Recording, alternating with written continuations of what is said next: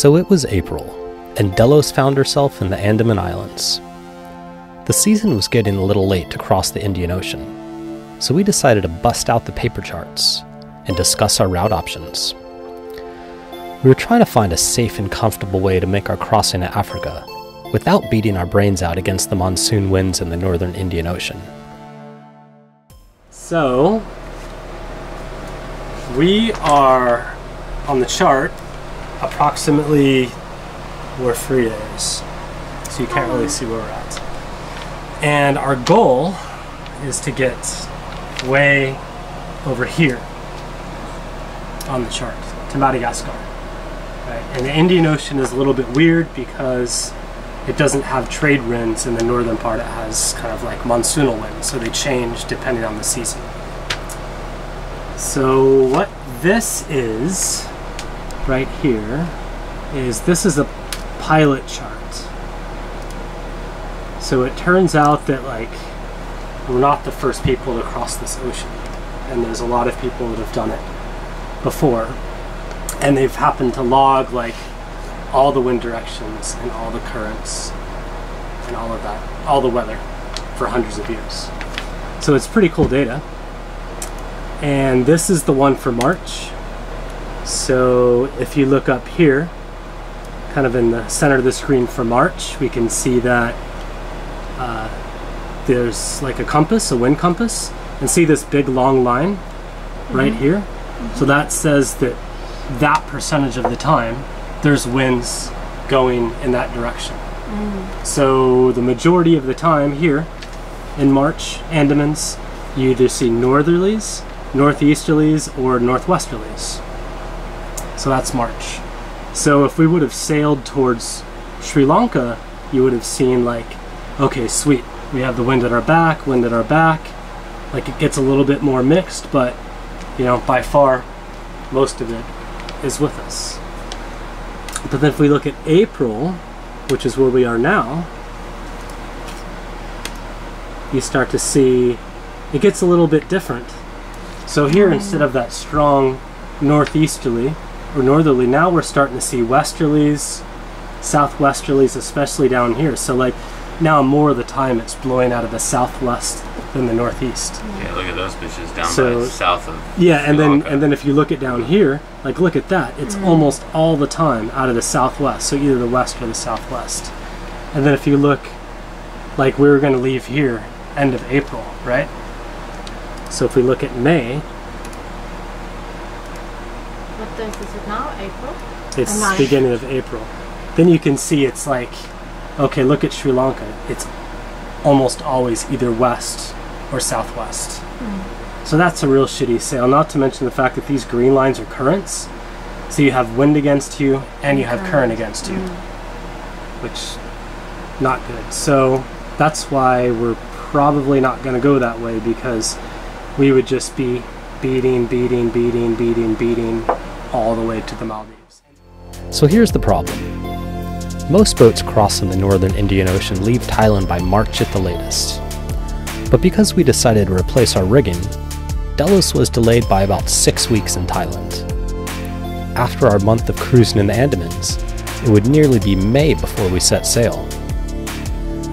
We were worried that if we stuck to our planned route, the monsoon could switch on us, making for a very crappy sail beating into it for thousands of miles. So we were studying the pilot charts to come up with some creative alternatives. So if we look at the other stuff and like go back to April, which is kind of where we are now, and then we look at the coast of, I'll zoom in a little bit. So the coast of Sumatra, in April, you have kind of current against you here. But then as you work your way further down, you start to see you have current with you. And Chagos is right here. April? This is for April. So like in April, like you part of the time you have the winds northwest, sometimes west, sometimes southwest, a very small percentage southerly, kind of the same, until you get further down, and then you see like the southeasterlies start to kick in down here. And if you look into May, at that same route, So now it gets a little bit more pronounced in May because the southwest monsoon is really settled in. So if we decide that we want to sail this way, then we have wind probably forward of the beam if it's southwesterly, definitely beating into it if it's southerly, but not so bad if it's westerly. So if you work your way down this way, you see that it could be pretty favorable here until you get down here, and then it's pretty mixed, but you still have a little bit bigger component northwest than southeast, right? And the current is with you. And the current is with you. Until you get down here, where it's always southeast. But by the time you get down here, this is where most boats come from that are going like the southern Indian Ocean route, is they come through here, they go right through here, and they get into the southeasterlies. And then they cruise kind of like this. So point out where the equator is? So the equator is like here. This is the equator. Yeah. This is the equator right here. So This is Singapore. Singapore is 1 degree north right here. So it's... So where is Cocos and... So Cocos is like right...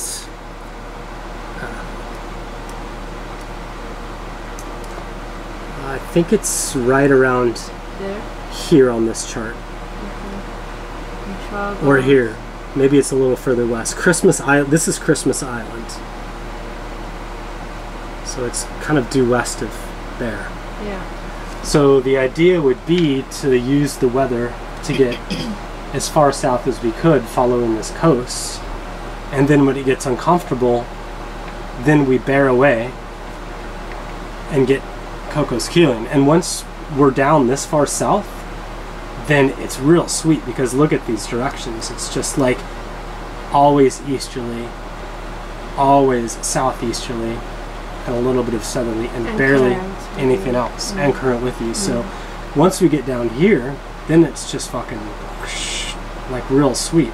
We even go a bit north. Yeah, we'd get down, and then we'd even go a little bit north because this is Chagos right here, and then it's kind of like that all the way across, like all the way. Look at this. It'd just be like it'd be the same wind angle that we had to get here, but maybe more wind. So from Cocos going to Chagos, we have a sweet sail then. We have a really sweet sail, and then from Chagos. So if you look in June, it's even more pronounced. It's just dead southeasterly. Southeasterly. It's just the whole thing is like that. And the same thing for July. It's pretty much like that all the way until October, I think. So here's July. That's This is sweet. July. So regardless if we take another month and a half to get to Cocos, or if we just do it in like 3 weeks, it doesn't really matter for us. The only thing to consider would be tropical storms. So if you look in April, there's this little chart down here, and you guys should put all these on your computers and look at them because they have a lot of cool information. So this shows you the tropical cyclone paths in the past for April, right? So in April they do make it that far east, right? And then they either go due west or they branch off and go like that. Oh, and they go down to where we are now as well, right? Yeah. Yep. This is basically why you're supposed to get out of here before the northern hemisphere summer starts. It says during April, the frequency of tropical cyclones in the North Indian Ocean begins to increase as compared to the previous month. So that's where in the northern Indian Ocean, right? To where we are now. Right. Compared to previous months. While in the southern hemisphere, they begin to decrease. For an average 10-year period, one can expect 3 cyclones to develop in the North Indian Ocean. One should reach greater than 48 knots. Okay, so that's April. But if you look till May, and it says like the frequency of tropical cyclones continues to increase in the northern hemisphere along with the temperature. Over an average 10-year period in the North Indian Ocean, 7 tropical cyclones can be expected to develop, in which 5 should reach 48 knots or greater. So there's more. In the southern hemisphere, the frequency of tropical cyclone activity has dropped to less than 20% of what it was in April. So when you go to April to May in the southern hemisphere, it just goes down to statistically less. Our new route would take us south instead of west, hugging the coast of Sumatra. We'd follow the winds and weather, making as much southing and easting as possible, then bear off after hitting the constant southeasterlies and make for Cocos Keeling. After that, it should be nothing but sweet downwind sailing. Southern Indian Ocean, here we come.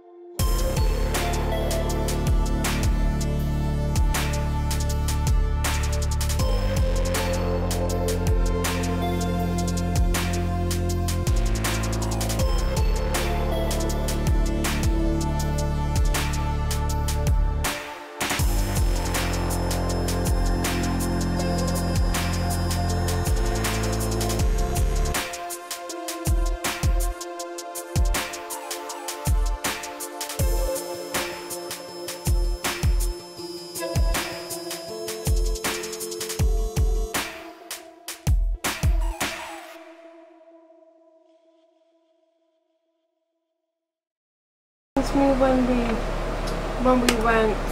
Order! Order, I do say! I was just gonna say this reminds me when we had movie nights. Just had to do that. Anyway. Order here, I say. Okay.